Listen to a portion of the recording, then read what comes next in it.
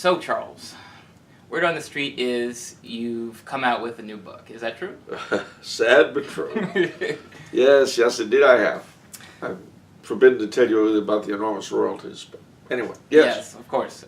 Would you like to tell our audience a little bit about it and why they should buy this new book? Well, yes, indeed I will, indeed I shall. It's called Star-Spangled Crown, and it's been described by the wise people of Wikipedia as a futuristic novel. But, well, that's true in a sense. There's a fictional setup as to how it got to where it is. Think of it instead as a civics book from the 22nd century. When the United States, these United States in which we live, have become a monarchy, for reasons that become apparent in the first couple of chapters. And it basically explains in each chapter how the monarchy of that time functions with regard to Congress, the army, the land, education, every aspect of life. But, and this is a big but, it's not really so much about a future monarchy as it is about the present. Why do I say that? Well, because every chapter follows roughly 4 currents. The first is the European roots, the European and Catholic roots of, say, education or the law or whatever the topic might be. The second is how those things were first applied in England and then altered in Britain because of the Reformation.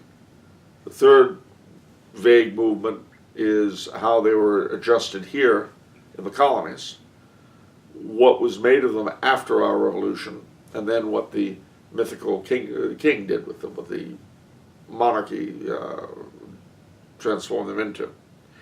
And through the course of it, we managed to look at just about every aspect of national life. Now, why should you buy this book? Well, I'll tell you. And I say this even though I'm the author. It will, I think, amongst other things, help you to focus on trying to see the reality of who we are as a country beyond what we constantly praise ourselves for.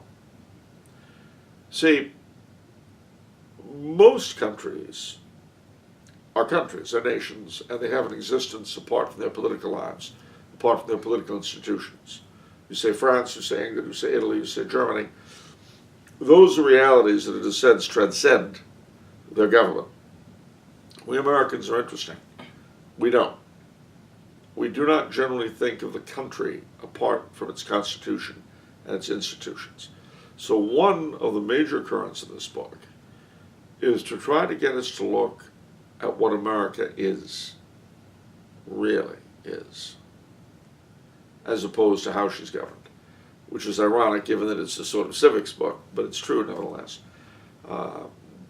particularly by contrasting what we are in the early 21st century with what we have been and what we might be. So that's one important element of the book. The second important element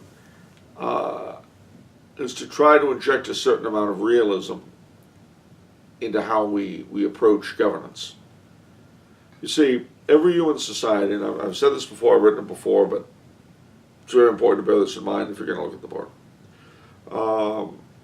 Every human society has the rulers and the ruled. Every one of them. The ruled being a majority, the rulers being a minority.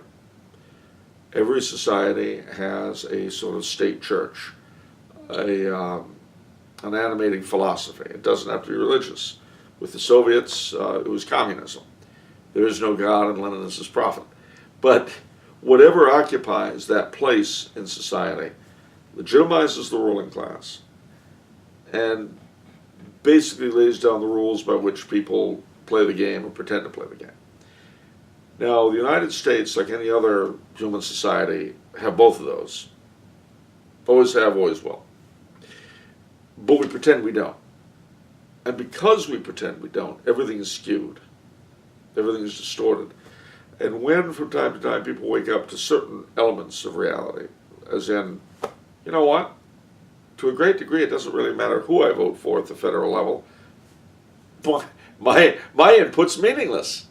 When that hits me like a ton of bricks, suddenly I'm, oh my heavens, my power was stolen from me. It's the Freemasons. the Illuminati, the Jews, the Jesuits. Somebody took my power. No. Nobody took your power. You never had it. And it is a mark of the myth that we have all been taught to believe that you think you did. So, I think the biggest reason to buy my book is for a heavy dose of reality. And at the risk of sounding political, given this election year, and given the fact that, once again, my birthday is going to be ruined by an election, it's important, I think, that we approach these things with a bit more realism than we're used to doing.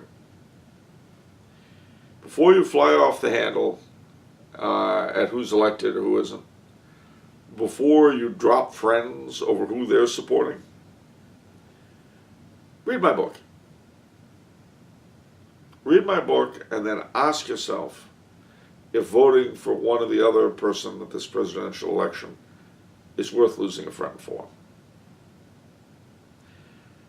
And ask yourself where your political energies would be better spent.